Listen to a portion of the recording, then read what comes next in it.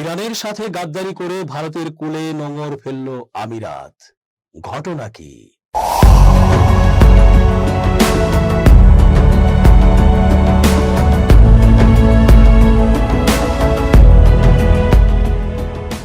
আসসালামু আলাইকুম দর্শক, কেমন আছেন? পুরো সংবাদ বিশ্লেষণ ও তথ্য পর্যালোচনায় বরাবরের মতোই আছি আমি এস জে রতন। শেষ পর্যন্ত দেখতে থাকুন আজকের পর্বটি। নিশ্চয়ই হয়তো আপনার মনের কথাটি আমরা বলতে যাচ্ছি। চেঞ্জ টিভির আন্তর্জাতিক চোখ, আপনাদেরই অনুষ্ঠান। ইরানের সাথে কি মধুর সম্পর্ক ছিল ভারতের।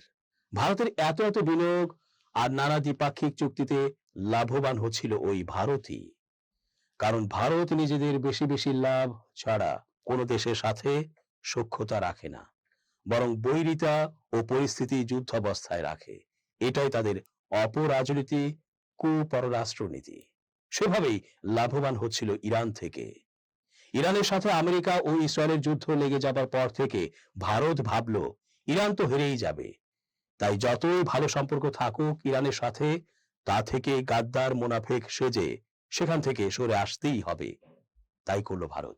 এখন ইসরায়েলের সাথে গাঁট ছড়া বেঁধেছে দেশটি, আর ইরানের বন্ধুত্বকে ছুঁড়ে ফেলে বলছে ইরান একটি উগ্র ও সন্ত্রাসী রাষ্ট্র।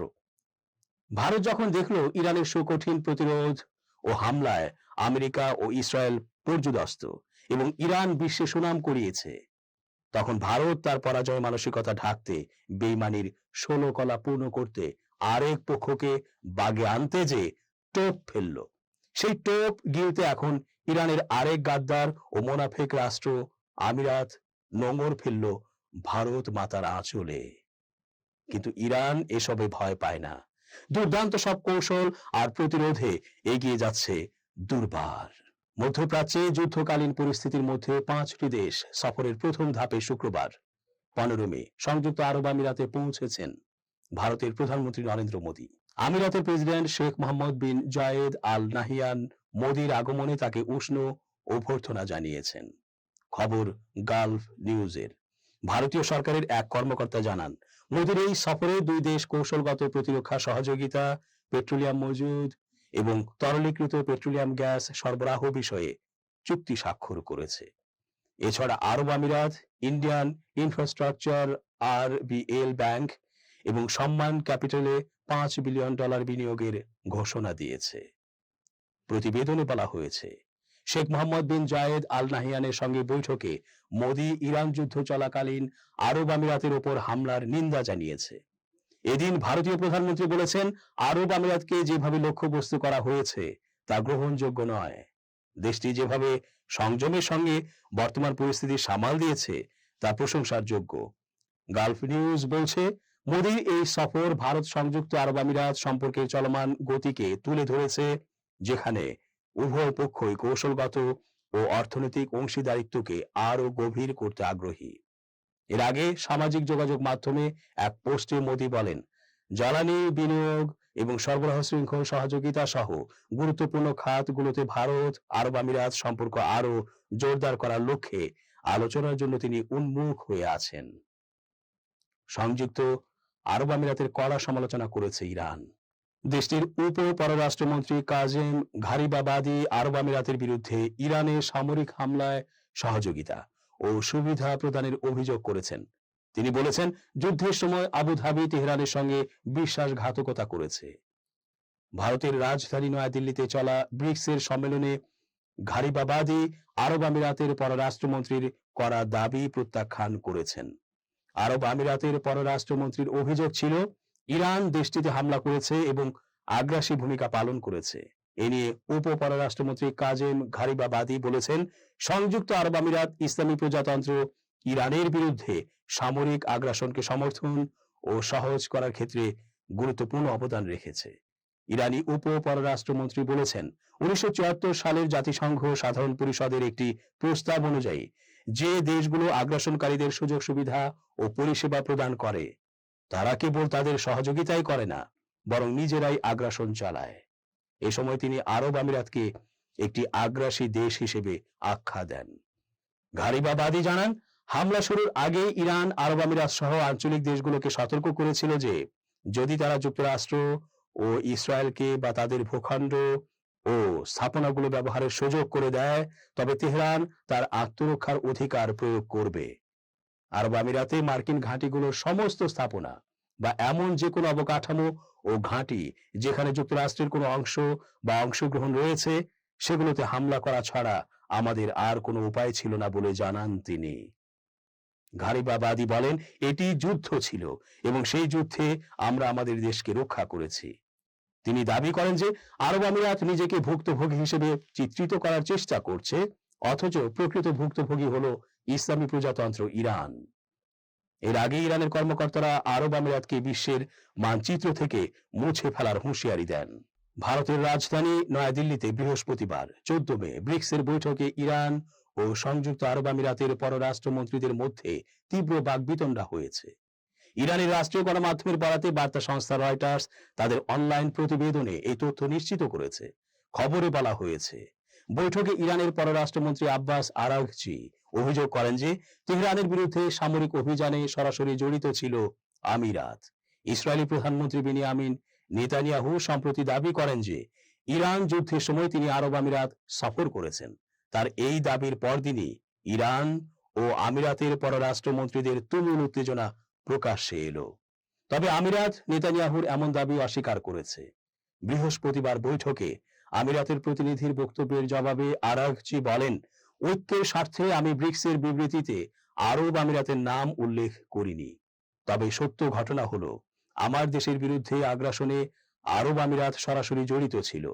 ইরানে ইসরায়েল ও যুক্তরাষ্ট্রের হামলা শুরুর পরে আমিরাত নিন্দাও জানায়নি বলে উল্লেখ করেন আরাগচি। তবে আমিরাতের প্রতিনিধি ঠিক কি মন্তব্য করেছিলেন তা ইরানের রাষ্ট্রীয় গণমাধ্যম স্পষ্ট করেনি। রিপোর্টে বলা হয়েছে, আরাগচি আরও দাবি করেন যে মার্কিন সামরিক ঘাঁটি বা ইসরায়েলের সঙ্গে জোট আরব আমিরাতকে নিরাপত্তা দিতে পারেনি। তিনি আরব আমিরাতকে তেহরানের প্রতি তাদের নীতি পুনর্বিবেচনার আহ্বান জানান। এদিন ইরানের পররাষ্ট্রমন্ত্রী বলেন, শান্তিপূর্ণভাবে আমাদের পাশাপাশি বসবাস করতে হবে। এজন্য দুই দেশের মধ্যে শান্তিপূর্ণ সম্পর্ক ও পূর্ণ বোঝাপড়া প্রয়োজন। গত 28 ফেব্রুয়ারি ইরানে ইসরায়েল ও মার্কিন বাহিনী অতর্কিত হামলা শুরু করে। টানা 40 দিন ব্যাপী এই যুদ্ধ চলে। দেশ দুইটির যৌথ হামলার জেরে ইরানি বাহিনী উপসাগরীয় বিভিন্ন দেশে থাকা মার্কিন ঘাঁটি ও অন্যান্য লক্ষ্যবস্তুতে ক্ষেপণাস্ত্র ও ড্রোন হামলা চালায়। এর মধ্যে আরব আমিরাতে ইরানের হামলায় সবচেয়ে বেশি ক্ষতি হয়েছে। ভারত ইরান সংকটে আর নিরপেক্ষ অবস্থানে নেই, বরং কৌশলগত ও সামরিক স্বার্থে ইসরায়েল ও সংযুক্ত আরব আমিরাত ঘনিষ্ঠ অবস্থান নিয়েছে বলে বিশ্লেষকদের দাবি। ইরান যুদ্ধে ভারতের বহুল আলোচিত ব্যালেন্সিং অ্যাক্ট বা ভারসাম্যের কূটনীতি এখন অতীত। পশ্চিম এশিয়ার সাম্প্রতিক ঘটনা প্রবাহে ভারত নিরপেক্ষতার সব আবরণ ঝেড়ে ফেলে এখন প্রকাশ্যেই ইসরায়েল এবং সংযুক্ত আরব আমিরাতের পক্ষ নিয়েছে। ইরানের প্রেস টিভি সোমবার এক প্রতিবেদনে এই চাঞ্চল্যকর তথ্য জানিয়েছে। নয়াদিল্লি ভিত্তিক জ্যেষ্ঠ সাংবাদিক ও লেখক গাজালা ওয়াহাব প্রেস টিভিকে দেয়া এক সাক্ষাৎকারে দাবি করেছেন, ভারত সরকার এখন আর কোনো ভারসাম্যের পথে হাঁটছে না, বরং নিজেদের কৌশলগত স্বার্থ বিবেচনায় তারা ইসরায়েল ও আমিরাতের সাথে থাকার সিদ্ধান্ত নিয়েছে। যুক্তরাষ্ট্রের সাথে ঘনিষ্ঠতা বাড়িয়ে চীনের হুমকি মোকাবেলা করাই ভারতের মূল লক্ষ্য। ভারত এখন ওয়াশিংটনকে এই বার্তাই দিতে চাইছে যে তারা মার্কিন যুক্তরাষ্ট্রের যে কোনো পরিস্থিতিতে নির্ভরযোগ্য সঙ্গী। যুক্তরাষ্ট্রের সাথে সম্পর্কের পাশাপাশি প্রতিরক্ষা সরঞ্জামের জন্য ভারত এখন অনেক বেশি ইসরায়েলের উপর নির্ভরশীল। পাকিস্তান এবং সন্ত্রাসবাদ মোকাবিলায় ভারতের যে যুদ্ধ সক্ষমতা প্রয়োজন তার বড় যোগানদাতা এখন তেল আবিব। ঠিক এই কারণেই ইরান, যুক্তরাষ্ট্র এবং ইসরায়েলের মধ্যকার সাম্প্রতিক 40 দিনের যুদ্ধে ইরানের শীর্ষ রাজনৈতিক ও সামরিক নেতৃত্ব নিহত হলেও ভারত তার নিন্দা পর্যন্ত জানায়নি। এমনকি আয়াতুল্লাহ সাইয়েদ আলী খামেনির শাহাদাতের বিষয়েও ভারত নীরব থেকেছে। গাজালা ওয়াহাবের মতে, ভারত সরাসরি ইরানের উপর হামলার নিন্দা না করে দায়সারাভাবে শান্তি ও যুদ্ধ থামানোর কথা বলছে। এর পেছনে কাজ করছে সুদূর প্রসারী রাজনৈতিক হিসাব। ইরানের উপর মার্কিন ইসরায়েলি হামলার ঠিক কয়েকদিন আগে ভারতের প্রধানমন্ত্রী নরেন্দ্র মোদীর তেল আবিব সফর নিয়ে নানা গুঞ্জন ডালপালা মেলেছে। ধারণা করা হচ্ছে ইসরায়েলি প্রধানমন্ত্রী বেনিয়ামিন নেতানিয়াহু হয়তো মোদীকে ইরানে শাসন ব্যবস্থা পরিবর্তনের পরিকল্পনার কথা আগেই জানিয়েছিলেন। গাজালা ওয়াহাব মনে করেন এই তথ্যটি বেশ বিশ্বাসযোগ্য, কারণ যুদ্ধের শুরুর দিকে ভারতের আচরণ দেখে মনে হয়েছে তারা ইরানে কোনো নতুন মার্কিন ইসরায়েলপন্থী বা পাহলভি শাসনের অপেক্ষায় ছিল। যখন দেখা গেল ইরানে ক্ষমতার পালাবদল ঘটছে না, তখন ভারতের সুরে কিছুটা পরিবর্তন আসে। এই দোটানার কারণেই চাবাহার বন্দর প্রকল্পের কাজ এখন ঝুলে আছে। মার্কিন যুক্তরাষ্ট্রের বিরাগ ভাজন হয়ে ভারত ইরানে বড় কোনো বিনিয়োগের ঝুঁকি নিতে আপাতত রাজি নয়। আঞ্চলিক এই ভূ রাজনীতিতে পাকিস্তান যেভাবে নিজেদের অবস্থান গুছিয়ে নিচ্ছে তা ভারতের জন্য কিছুটা অস্বস্তির কারণ হয়ে দাঁড়িয়েছে। তেহরান ও ওয়াশিংটনের মধ্যে মধ্যস্থতাকারী হিসেবে পাকিস্তান এখন গুরুত্বপূর্ণ হয়ে উঠেছে। গত মে মাসে ভারতের সাথে সংক্ষিপ্ত যুদ্ধের পর ইসলামাবাদ খুব দ্রুত মার্কিন যুক্তরাষ্ট্রের সাথে তাদের সম্পর্ক মেরামত করে নিয়েছে। পাকিস্তানের ভৌগোলিক অবস্থান এবং চীনের সাথে তাদের ঘনিষ্ঠতাকে তারা দারুণভাবে কাজে লাগাচ্ছে। এমনকি সৌদি আরবের অবস্থান নমনীয় করার ক্ষেত্রেও পাকিস্তান ভূমিকা রাখছে। সাংবাদিক ওয়াহাব মনে করেন ভারতের পররাষ্ট্রনীতিতে অদূর ভবিষ্যতে বড় কোনো পরিবর্তনের সম্ভাবনা নেই, কারণ তারা এখন পুরোপুরি ইসরায়েল ও মার্কিন বলয়ে নিজেদের সঁপে দিয়েছে। দর্শক, শেষ করছি আজকের মতো। এতক্ষণ ধৈর্য ধরে পুরো আয়োজনে থাকার জন্য অনেক ধন্যবাদ। শুভ কামনা অহর্নিশ। চেঞ্জ টিভি.প্রেস, এক ফোঁটা হলুদও নেই।